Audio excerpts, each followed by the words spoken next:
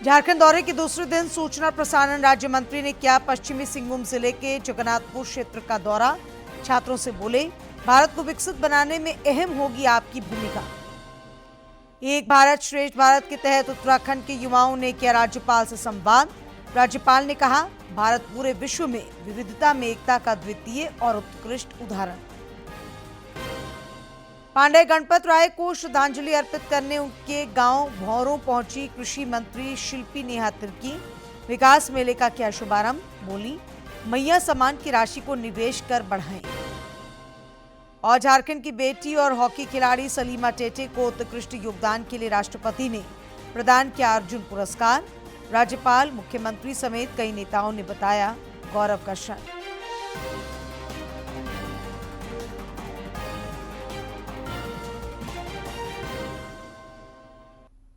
नमस्कार, खबरें झारखंड में आपका स्वागत है। मैं हूं डॉक्टर शीता आनंद और अब समाचार विस्तार से।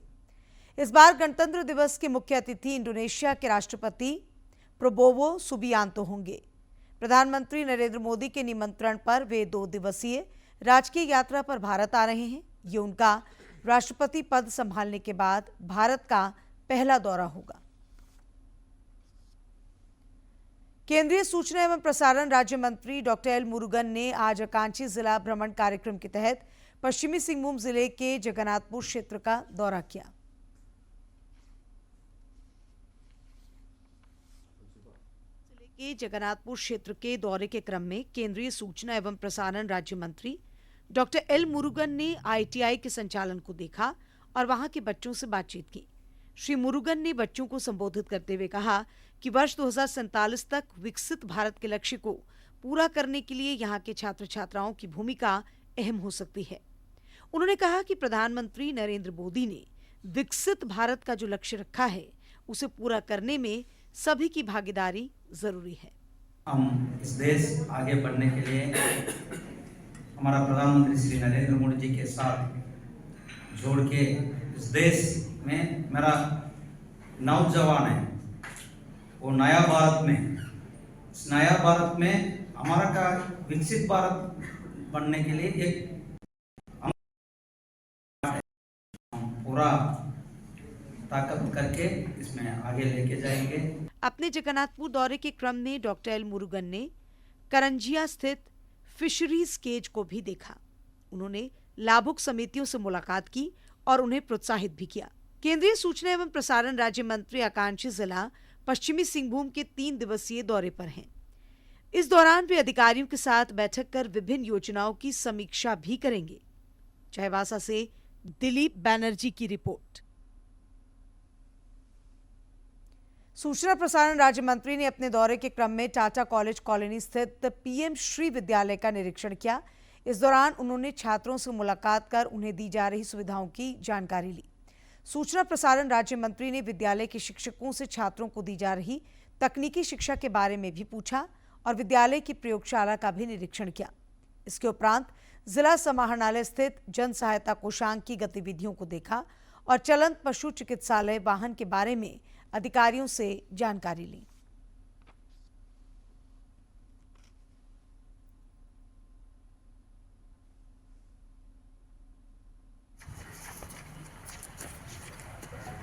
कौन सा गाड़ी है? जी 1 लाख टोटल। हम लोग करीब टोटल पॉपुलेशन 11-12 लाख है सर। लेकिन जो एडल्ट है 5।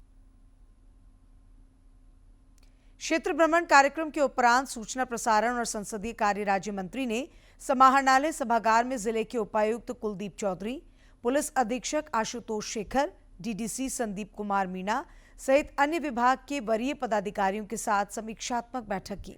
इस दौरान उन्होंने आकांक्षी जिला के तहत पश्चिमी सिंहभूम जिले में हो रहे कार्यों की प्रगति की अद्यतन जानकारी ली तथा आवश्यक दिशा निर्देश भी दिए। बैठक के बाद पत्रकारों से बातचीत करते हुए डॉक्टर एल मुरुगन ने कहा कि इस आकांक्षी जिले में स्वास्थ्य, शिक्षा और आधारभूत संरचनाओं के विकास के लिए कार्यों में तेजी लाने की आवश्यकता है। उन्होंने कहा कि जिले में एक भी व्यक्ति अशिक्षित न रहे, इसके लिए प्रयास करने का निर्देश दिया गया है। साथ ही उन्होंने योग्य लाभुकों को आयुष्मान कार्ड से आच्छादित करने का निर्देश भी दिया। एक अबंडन माइंस से उधर एक फिशरीज़ का कल्चर कल्टिवेट और फिशरीज़ एक केज कल्चर बना के वो भी विजिट करके वो आज मैं मीटिंग में भी वो ऐसे ऐसे जगह और ऐसे ऐसे तालाब आइडेंटिफाई करके वो प्रधानमंत्री मत्स्य संपदा योजना के अंतर्गत वो हमारा प्रधानमंत्री जी के ब्लू इकोनॉमी आगे बढ़ने के लिए हमारे जिला में भी ऐसे ऐसे सेल्फ हेल्प ग्रुप लेके उनका सबको एक ट्रेनिंग दे के वो ट्रेनिंग से एक इकोनॉमी उनका रूरल इकोनॉमी भी बढ़ जाएंगे। ऐसे आज उसको वो आगे बढ़ने के लिए आज मैं इंस्ट्रक्शन भी दिया। इसके अलावा ये क्षेत्र एक कृषि का क्षेत्र है। ये कृषि के आगे बढ़ने के लिए वो कैश क्रॉप कैसे वो आगे बढ़ सकता है। हमारा डिस्ट्रिक्ट का वन डिस्ट्रिक्ट वन प्रोडक्ट के वो वैल्यू एडेड प्रोडक्ट्स कैसा करेंगे, वो इसमें रोज़गार में भी मदद होएंगे और रोज़गार का आगे बढ़ने के लिए आज मैं कुछ सुझाव दिया। केंद्रीय महिला एवं बाल विकास मंत्री अन्नपूर्णा देवी ने राज्य सरकार पर केंद्र प्रायोजित योजनाओं की अनदेखी करने का आरोप लगाया है। कोडरमा में जिला विकास समन्वय और निगरानी समिति दिशा की बैठक के बाद पत्रकारों से बातचीत में अन्नपूर्णा देवी ने कहा कि राज्य सरकार के अधिकारी बेलगाम हो गए हैं। अंचलों में सीओ की कार्यशैली के कारण लोगों का काम नहीं हो रहा है। जांच के नाम पर कई महत्वाकांक्षी योजनाओं का काम अधर में लटका हुआ है। इस दौरान विधायक डॉक्टर नीरा यादव ने कहा कि बैठक में जिन विषयों पर चर्चा होती है उन विषयों पर प्रशासनिक जांच बिठाकर योजनाओं को अधर में लटका दिया जाता है। वो उसका भी आवेदन बहुत दिन से अंचल में जिस तरह से परेशानी लोगों को आम लोगों को हो रही है उसको लेकर भी माननीय सदस्यों के द्वारा चर्चा की गई कि अंचल अधिकारी मनमाना करते हैं और कहीं न कहीं आम पब्लिक का जो काम है, आम लोगों का जो काम है वो हैम्पर होता है। तो इसके तहत डीसी को ये निर्देश भी दिया गया है कि आप सभी अंचल अधिकारी को हिदायत भी करें और उनके तहत एक लेटर भी इशू किया गया है कि मंगलवार शुक्रवार रहेंगे, वो नहीं रहते हैं कार्यालय में तो एक विभाग जिला स्तर पर भी कोई वरीय पदाधिकारी वहाँ जाए, देखे और लोगों की जो समस्या है वो सॉर्ट आउट करे। और पेयजल का तो कहना ही नहीं, झुमरी तलैया से लेके कोडरमा हर जगह में पेयजल की जो व्यवस्था है यहाँ पर जवाब देने में भी कोई सक्षम नहीं थे और हमें लगता है कि कोडरमा को अभी भी पेयजल से बहुत ही कठिनाइयों का सामना करना पड़ेगा, जो अभी रिपोर्ट हम देख पा रहे हैं। एक भारत श्रेष्ठ भारत के युवा संगम कार्यक्रम के तहत आज राजभवन में उत्तराखंड के युवाओं ने राज्यपाल संतोष कुमार गंगवार से शिष्टाचार भेंट की। प्रतिभागियों से संवाद के दौरान राज्यपाल ने युवाओं का उत्साहवर्धन किया।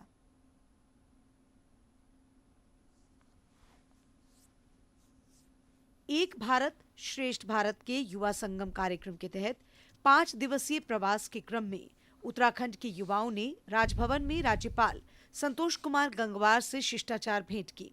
इस दौरान युवाओं को संबोधित करते हुए राज्यपाल ने कहा कि प्रधानमंत्री नरेंद्र मोदी की पहल पर सांस्कृतिक और शैक्षणिक विचारों के आदान प्रदान के लिए एक भारत श्रेष्ठ भारत युवा संगम कार्यक्रम चलाया जा रहा है।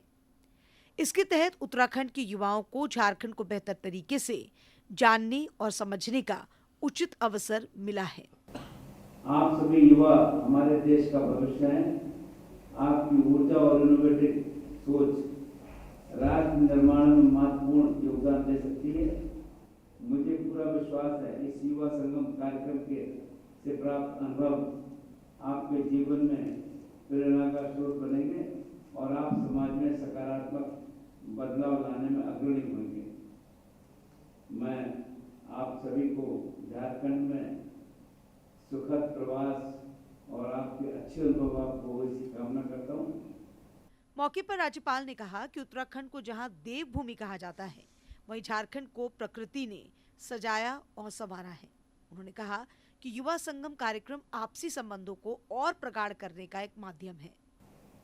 प्राकृतिक सौंदर्य से परिपूर्ण रत्नगर्भा कहे जाने वाले झारखंड खनिज संपदा और समृद्ध सांस्कृतिक धरोहर के कारण विश्व पटल पर अपनी अमिट पहचान स्थापित कर रहा है।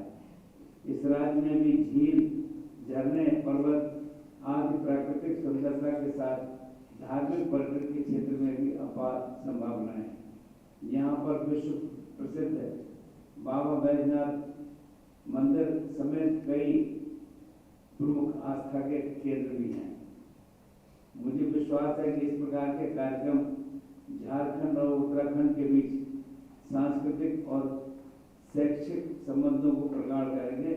युवा संगम कार्यक्रम में हिस्सा लेने आए युवाओं ने कहा कि झारखंड प्रवास के क्रम में उन्हें काफी सुखद अनुभव प्राप्त हो रहे हैं और यहाँ की परंपराओं और संस्कृति से गहरा लगाव भी हो रहा है। बहुत ही अच्छा एक्सपीरियंस था। गवर्नर सर से मिलके हमें बहुत ही अच्छा लगा और हम युवा संगम की तरफ से जो उत्तराखंड से झारखंड आए हैं, ये मेरे लिए बहुत ज़्यादा हमारे लिए मेमोरेबल ट्रिप रहेगी।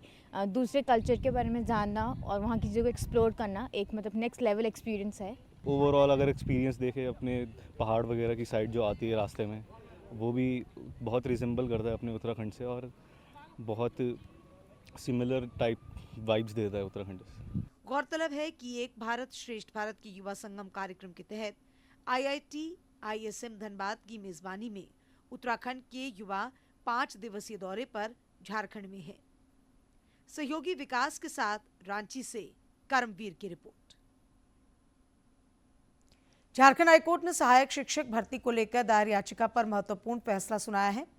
हाईकोर्ट ने आज अपने फैसले में कहा कि पारा शिक्षकों को क्वालिफाइंग मार्क्स में छूट देना सही नहीं है। इसी के साथ अदालत ने क्वालिफाइंग मार्क्स में छूट देने के नियम को खत्म कर दिया है।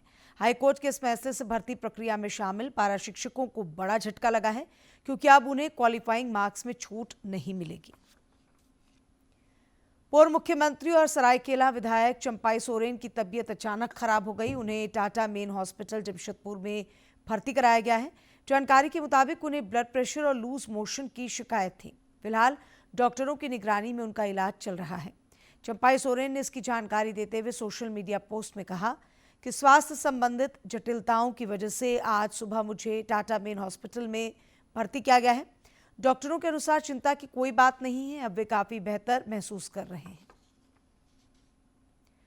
लोहरदगा जिले के भंडरा प्रखंड के भौरों ग्राम में आज शहीद पांडे गणपत राय की 216वीं जयंती मनाई गई। राज्य की कृषि पशुपालन एवं सहकारिता मंत्री शिल्पी नेहा तिर्की ने समारोह का उद्घाटन किया। इस दौरान मंत्री ने विभिन्न योजनाओं के लाभुकों के बीच परिसंपत्तियों का वितरण करने के साथ पांडे गणपत राय की जीवनी पर आधारित पुस्तक शब्दांजलि का विमोचन भी किया। कृषि मंत्री ने महिलाओं को संबोधित करते हुए कहा कि मैया समान योजना की राशि का उपयोग बच्चों की पढ़ाई लिखाई के साथ निवेश करने में भी करें। इस दौरान उन्होंने समारोह स्थल पर लगे कृषि मेले का निरीक्षण किया। समारोह को उपायुक्त डॉक्टर वाघमारे प्रसाद कृष्ण और पुलिस अधीक्षक हारिस बिन जमा ने संबोधित किया।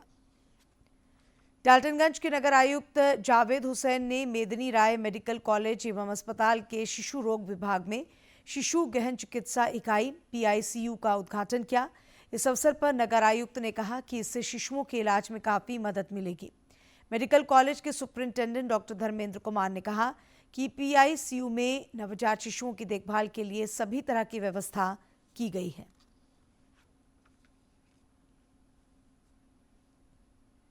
से लेकर के 1 महीने से लेकर 15 साल तक के बच्चों का यहाँ पर इलाज होगा और 15 सालों के बाद के जो होंगे वो एडल्ट हो जाते हैं, वो मेडिसिन डिपार्टमेंट को चले जाते हैं। तो इनफैक्ट यहाँ पर 3 कंसेप्ट है।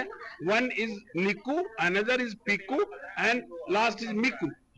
तो निकू में 28 दिन से नीचे, पीकू में 28 डेज से 15 साल, MICU is medical intensive care unit. वो आपके 15 साल से ऊपर के बच्चे जो है वो मिकू में जाएंगे। रांची के जिला स्कूल मैदान में आयोजित राष्ट्रीय पुस्तक मेला आज से आम लोगों के लिए खुल गया है। रांची के विधायक CP सिंह, राज्यसभा सांसद महुआ माझी और पुस्तक मेला के आयोजक चंद्रभूषण समेत साहित्य जगत से जुड़ी कई विशिष्ट लोगों की मौजूदगी में मेले का उद्घाटन किया गया।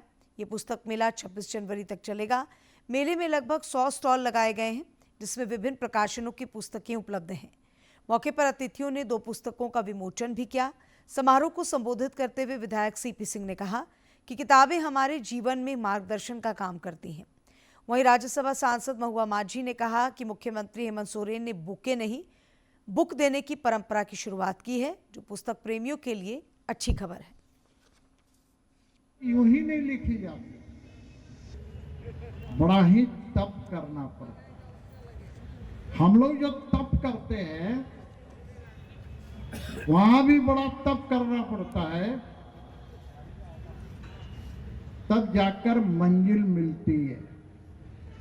चूंकि खुद भी एक साहित्यकार हूँ और अपने आप को साहित्यकार ही मानती हूँ, इसलिए मुझे बहुत खुशी होती है जब इस तरह के आयोजन में मुझे शामिल होने का आमंत्रण मिलता है। हमारे बहुत सारे रिलेटिव्स हैं जो कोलकाता में रहते हैं, पश्चिम बंगाल में रहते हैं, तो मैं उन्हीं के बारे में कह रही हूँ।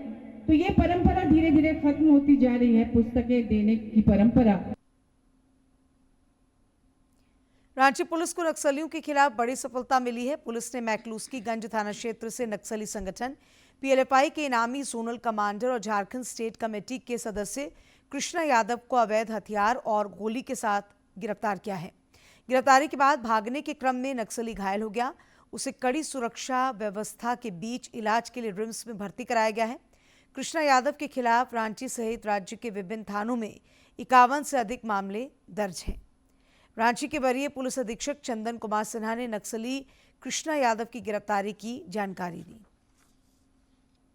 इसकी गिरफ्तारी से बहुत ही ज़्यादा आसानी है। क्या क्या चीज़ बरामद हुआ है? बरामदगी में एक पिस्टल बरामद हुआ है, एक कार्बाइन बरामद हुआ है, गोलियां बरामद हुई है और जो कंबल जो इनके ठिकाने पर तो कंबल सब बरामद हुआ है। पूर्वी सिंहभूम जिला पुलिस ने आज 4 बाइक चोरों को गिरफ्तार कर 7 मोटरसाइकिलें बरामद की हैं। डीएसपी सुनील चौधरी ने बताया कि 4 युवकों को गुप्त सूचना के आधार पर 2 चोरी की मोटरसाइकिल के साथ गिरफ्तार किया गया था। पूछताछ के क्रम में 5 और मोटरसाइकिलों को एक टूटे मकान से बरामद किया गया। लंबू अपना भी आ रहा है, लंबू का 7 बाइक्स और 4 चोरों को पकड़ा गया है। चोरों के नाम है संजीत कुमार बागबेड़ा, आशीष सरदार बागबेड़ा, अर्जुन सरदार बागबेड़ा और सुमित सरदार बागबेड़ा। चारों पकड़े गए। चोर बागबेड़ा थाना। राष्ट्रपति द्रौपदी मुर्मू ने आज वर्ष 2024 के लिए राष्ट्रीय खेल पुरस्कार प्रदान किया। राष्ट्रपति भवन में आयोजित एक समारोह में राष्ट्रपति ने झारखंड की बेटी और महिला हॉकी टीम की कप्तान सलीमा टेटे को अर्जुन पुरस्कार से नवाजा। ये उन्हें पुरस्कार हॉकी के क्षेत्र में उनके उत्कृष्ट योगदान के लिए दिया गया है। सलीमा टेटे को अर्जुन पुरस्कार प्रदान किए जाने पर झारखंड के राज्यपाल संतोष कुमार गंगवार, मुख्यमंत्री हेमंत सोरेन, केंद्रीय रक्षा राज्य मंत्री और रांची के सांसद संजय सेठ, पूर्व केंद्रीय मंत्री अर्जुन मुंडा, भाजपा के प्रदेश अध्यक्ष बाबूलाल मरांडी और आजसू प्रमुख सुदेश महतो ने सोशल मीडिया पोस्ट के जरिए सलीमा को बधाई दी है और उनकी इस उपलब्धि को राज्य के लिए गौरव का क्षण बताया है। डाल्टनगंज रेलवे स्टेशन से सटे सुदना रेलवे क्रॉसिंग के पास आज अहले सुबह एक्सप्रेस ट्रेन की चपेट में आने से पटरी की जांच कर रहे रेलकर्मी अभिषेक कुमार की मौत हो गई, जबकि एक अन्य कर्मी देवनंदन सिंह बाल बाल बच गए। वो इनको सुपुर्द कराया जा रहा है। अभी इनके परिवारजन आए नहीं है, रास्ते में है। वो आएंगे तब हमारा जो आगे का प्रक्रिया है इनका पोस्टमार्टम कराने की वो प्रक्रिया होगी, तब फिर हम लोग यहाँ से इनको लेते। राजधानी रांची के बुड़मू थाना क्षेत्र के तीरू फॉल में आज एक बड़ा हादसा हो गया। फॉल में नहाने के दौरान 3 छात्रों की डूबने से मौत हो गई। सभी छात्र यहां पिकनिक मनाने आए थे। स्थानीय गोताखोरों की मदद से तीनों छात्रों को फॉल से बाहर निकालकर अस्पताल ले जाया गया, जहां डॉक्टरों ने उन्हें मृत घोषित कर दिया। पुलिस ने तीनों शवों को पोस्टमार्टम के लिए भेज दिया है। प्रयागराज में चल रहे दिव्य और भव्य महाकुंभ को सुरक्षित और अविस्मरणीय बनाने के लिए एनडीआरएफ और सुरक्षा बलों ने आपात स्थितियों से निपटने के लिए जबरदस्त तैयारियां की हैं। कुंभ 2025 पहले दिन तकरीबन 2.25 करोड़ श्रद्धालुओं ने लगाई आस्था की डुबकी। मकर संक्रांति के दिन पहले अमृत स्नान पर 3.5 करोड़ श्रद्धालुओं ने किया स्नान। महाकुंभ में सज गया आस्था का संगम। संगम की रेती पर बस गया नगर। 45 दिनों में देश और दुनिया से आएंगे 45 करोड़ से ज्यादा श्रद्धालु। बस आंखें बंद कीजिए और कल्पना कीजिए, संगम के किनारे बसा एक छोटा सा शहर प्रयागराज, जिसकी अपनी आबादी ही सिर्फ 70 लाख है। वहां लगभग 45 दिनों में 45 करोड़ से ज्यादा लोग पहुंचने वाले हैं। 45 करोड़ इंसानों का मतलब समझ रहे हैं ना आप? बस यूं समझ लीजिए इंसानों का सागर। अब इतनी बड़ी भीड़ की सुरक्षा सिर्फ यूपी क्या, दुनिया के किसी भी देश के किसी युद्ध की तैयारी जैसी है। प्रयागराज तैयार है दिव्य, भव्य, डिजिटल और सुरक्षित महाकुंभ के लिए। स्नान महाकुंभ का महत्वपूर्ण हिस्सा है। ऐसे में संगम में डुबकी लगाने आए श्रद्धालुओं की सुरक्षा के लिए राष्ट्रीय आपदा नियंत्रण बल एनडीआरएफ के सामने ये भी बड़ी चुनौती है कि कोई श्रद्धालु डूब न जाए।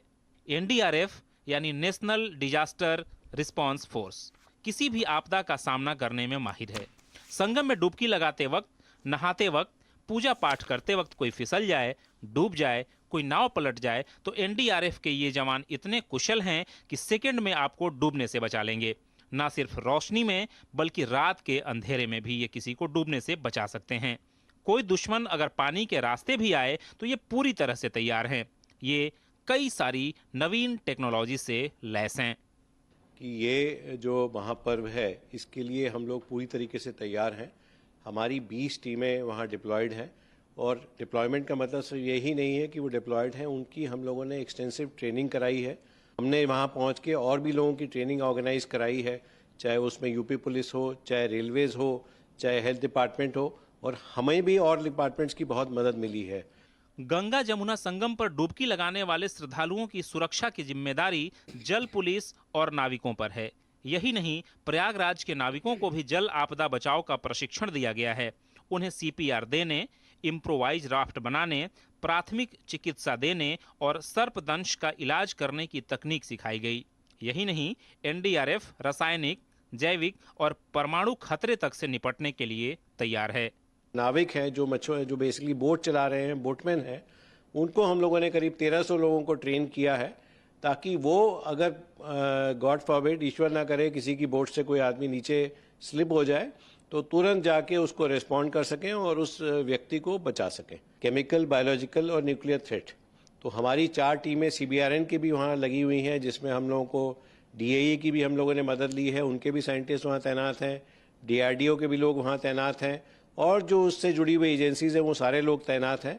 घाट पर पहुंचने और गंगा में डुबकी लगाने के लिए आपको सुरक्षा के 7 घेरों से होकर गुजरना होगा। सुपर टेक, सुपर एक्टिव और सुपर फास्ट एनएसजी कमांडोज यानी नेशनल सिक्योरिटी गार्ड्स के ब्लैक कैट कमांडोज ने जमीन से लेकर आसमान और पानी से लेकर संगम तक का चप्पा चप्पा नाप लिया है। महाकुंभ का मेला सज चुका है और इस मेले की हिफाजत के लिए सुरक्षा के जो इंतजाम किए गए हैं उसे अगर एक शब्द में बयान किया जाए तो वो शब्द होगा अभूतपूर्व। Bureau report, DT news. और अंत में मुख्य समाचार एक बार फिर।